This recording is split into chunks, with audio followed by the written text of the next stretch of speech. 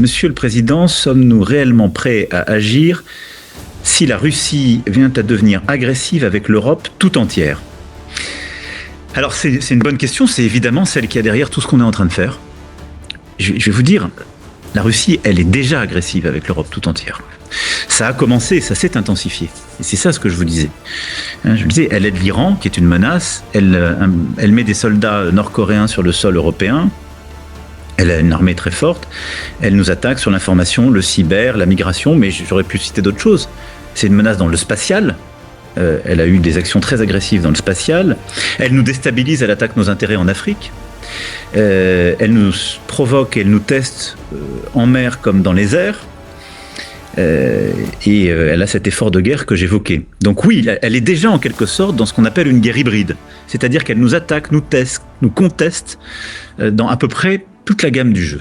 Si elle devait monter, d'abord, nous Français, ne l'oubliez jamais, nous avons la dissuasion nucléaire.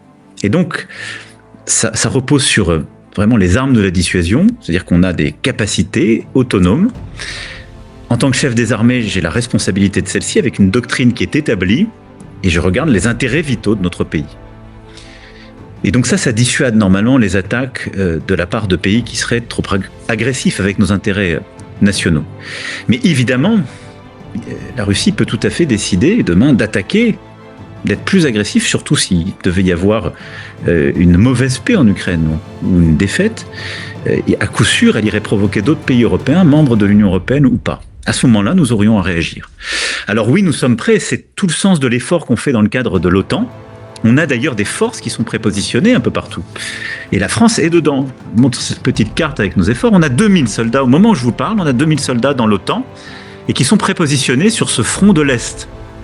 Et il y a évidemment, ça c'est la contribution des Français, en particulier en Roumanie où j'ai décidé qu'on se déploie dès février. Mais il y a toutes les forces alliées, beaucoup de forces américaines d'ailleurs qui sont là-bas. Et donc oui, nous sommes organisés pour riposter et tous ces pays et les Européens et les alliés sont forts. Et ils sont forts parce qu'on a monté la posture et parce qu'on a notre allié américain aussi, il faut le dire, qui représente à peu près un tiers de cet effort. Et ce qu'il nous dit, c'est « j'ai besoin que vous preniez davantage ». Et donc à court terme, on sait le faire pour nous-mêmes à coup sûr, pour les Européens à nos frontières de l'Est, oui, parce qu'on a aussi le soutien américain. Et il faut qu'on ait une stratégie à 5-10 ans qui est, nous, Européens, de faire davantage pour décharger les Américains, en quelque sorte, de cette part du fardeau et être encore plus autonomes. Mais la réponse est oui. On sait faire. Et on est prêt.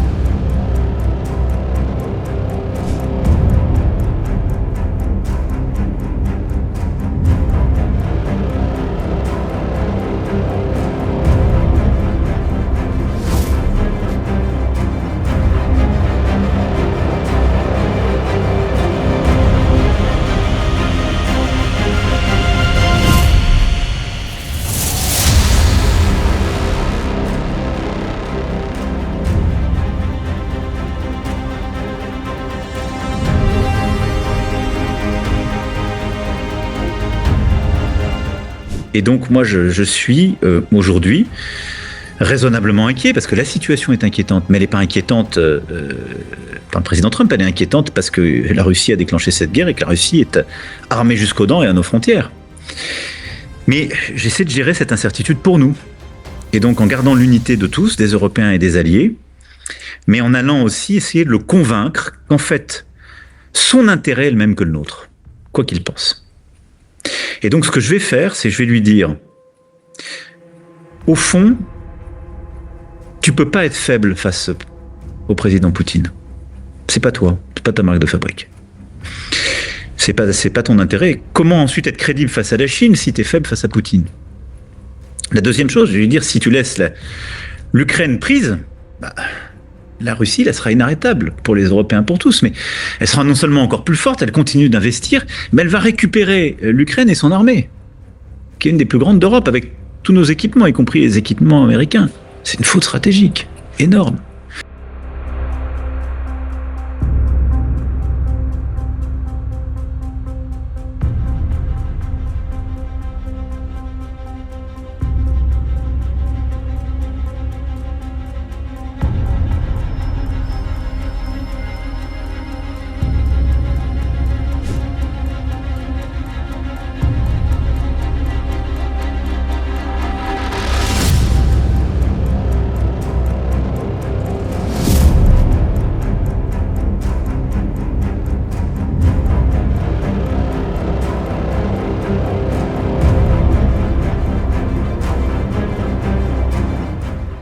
Donald Trump, il arrive avec une nouvelle administration et le président russe le regarde et il ne sait pas ce qu'il va faire.